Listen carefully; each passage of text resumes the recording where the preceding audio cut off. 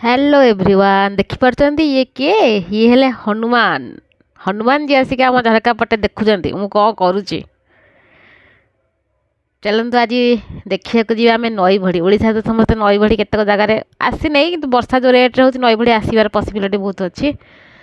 तेणु चलतु आमर तो ये नदी ना गोटे केनाल अच्छी से केनाल को चलतु देखी जाऊँ पानी ब्रिज के तले था के ऊपर को आसी भारी आप देखिपे पूरा फुल हो जाए पानी रे।